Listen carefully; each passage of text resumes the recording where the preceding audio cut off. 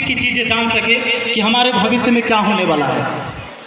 तो ये उसी तरह से चलना होता है जैसे कभी आप सड़कों पर चलते होंगे, देखते होंगे धुंध लगा हुआ रहता है, कुहासा, तो थोड़ा सा दिखाई देगा, 10 फीट 15 फीट 20 फीट दिखाई देता है।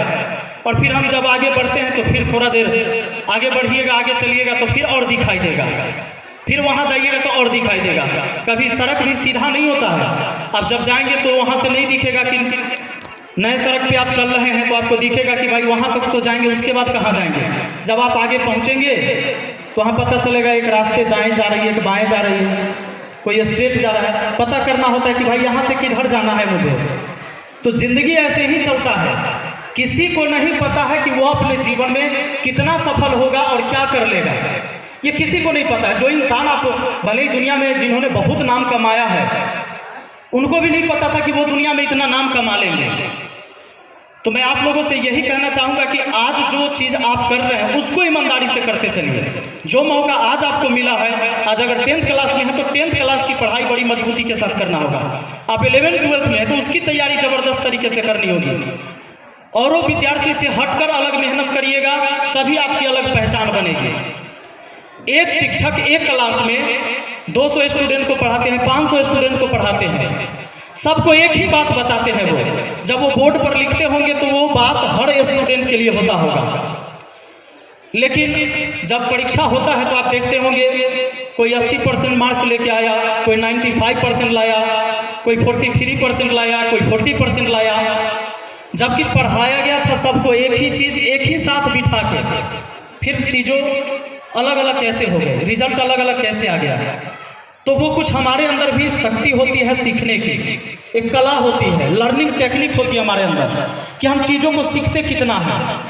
मैं आपको सच बताऊं कि जब मैं तैयारी करना शुरू कर दिया था, जब मैथ रीजनिंग में पढ़ना शुरू किया था, तो मेरा पढ़ने का तरीका होता था, एक कुछ हमारे भाई यहाँ पर बैठे हैं तो जो जनरल कंपटीशन की तैयारी करते होंगे उनको पता होगा, कोडिंग डिकोडिंग अल्फ़ाबेट रीजनिंग में पढ़ते हैं।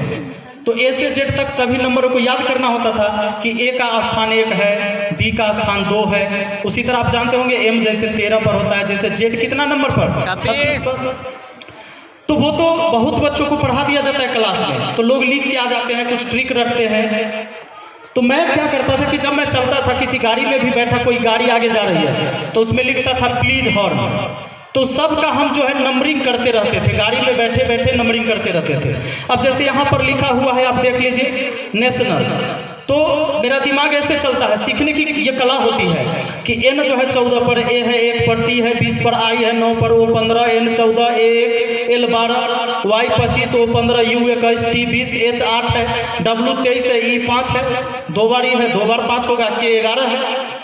तो क्या होता है कि जब आप यहाँ बैठे हुए हैं, कहीं बैठे हुए हैं, सीखने की एक कला होती है। आप क्लास में सीख के आए, कभी कभी बच्चे क्या करते हैं कि क्लास में गए, बस उतना ही देर पढ़ा, उसके बाद उसे कोई ध्यान नहीं है कि पढ़ाई के पीछे मतलब क्या होना है। फिर सोचता है कल जाएंगे ना गुरुजी के पास, तब कोई चीज़ सीखेंगे।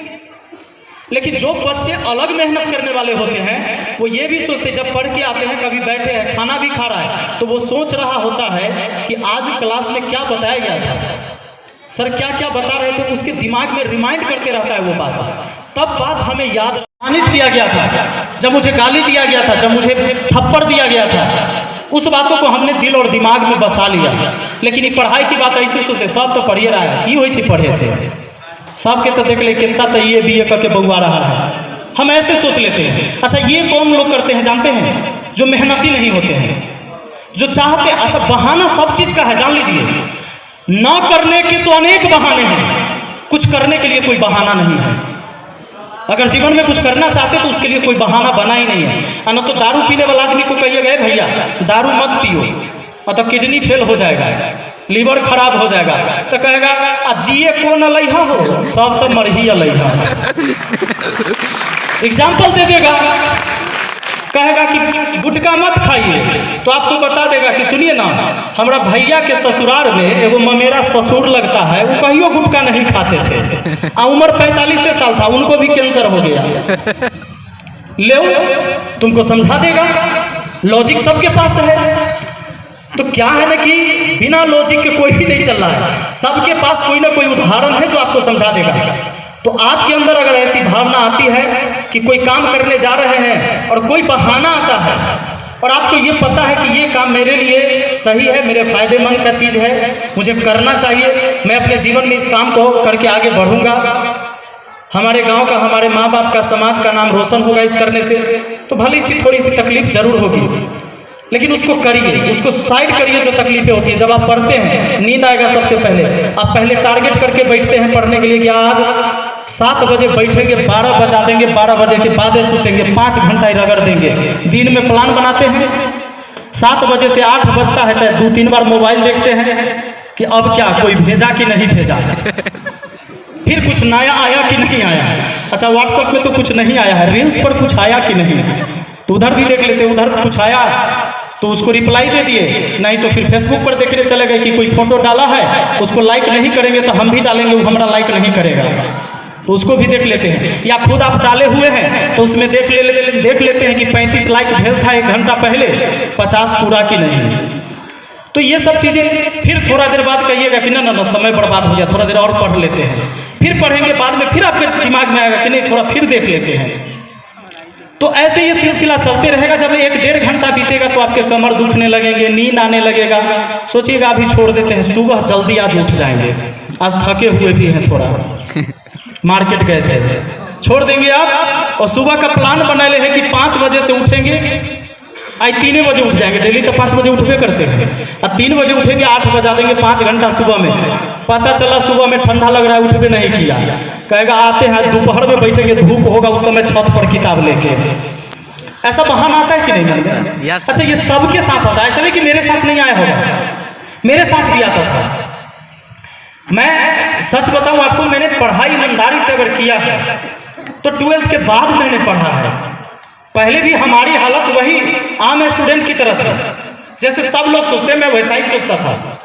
जब मुझे एहसास हुआ कि नहीं, मैंने आज तक अपने जीवन में बहुत सारी गलतियां किया है, अब एक बार पढ़ेंगे। मैं सच्चाई बताऊं आप लोग को, कई बार मैं बताता हूं, बच्चे झूठ मानते हैं, मैं मैट्रिक 3rd डिवीजन पास हूं और मैथ के डर से मैंने 11th-12th बायोलॉजी से पढ़ा, मैथ नहीं लिया, और आज पूरे भारत में 46 लाख बच्चों को मैथ सिखा रहा हूं। सोचो मैथ मस्ती, ये बदलाव एक दिन में नहीं आया होगा।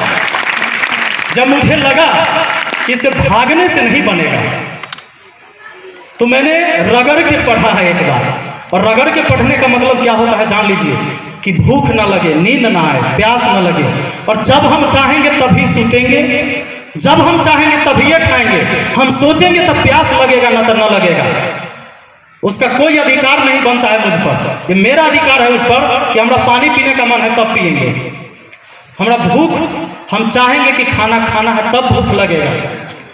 इतना कंट्रोलिंग पावर मैंने अपने आप पर लाया और तब मैंने मेहनत किया है, और मात्र 2 साल 12th के बाद मैंने 2 साल ईमानदारी से पढ़ा है और गणित को सीखा है, तब मैं गणित पढ़ाना शुरू किया हूँ। लेकिन उस 2 साल में मैं आपको बताऊं कि कभी भी मैं 3-3 रात और 3-3 दिन लगातार भी नहीं सोया है।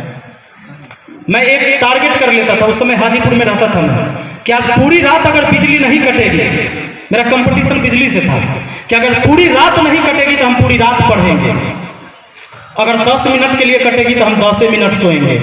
उस समय सोते थे, और 10 मिनट बाद अगर बिजली फिर से आ गई, लाइट जल गई रूम में, तो फिर उठ के बैठ के फिर पढ़ाई शुरू करते थे। ये नहीं कि भोर में पढ़ेंगे। तो ये मेरा लक्ष्य था, मेरा जिद था।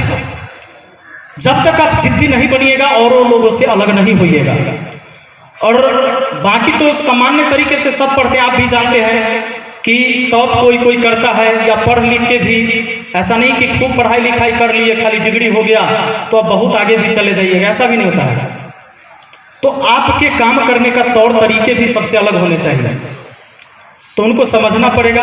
फिलहाल आपको जो आज वर्क मिल रहा है उसको करिए। और मुझे बहुत अच्छा लगा कि यहाँ पर ये चीज़ें दिखे। मैं तो सोचता था कि हमारे क्षेत्र में ऐसा कुछ हो नहीं रहा है, और हुआ। आज मैं यहाँ आया, बहुत खुशी मिली और आप लोगों से मिलकर। और आज के लिए यहीं तक रहने देते हैं, फिर हम मिलते हैं फिर कभी जब मौका मिलेगा। और सर बुलाएंगे निश्चित, मैं दौरा चलाऊंगा। और सर के लिए एक मैं गाना जरूर पेश करूंगा, क्योंकि मैं कहीं के चेहरे पर मैं देख रहा हूँ कि ये उम्मीद लगा के बैठे हैं।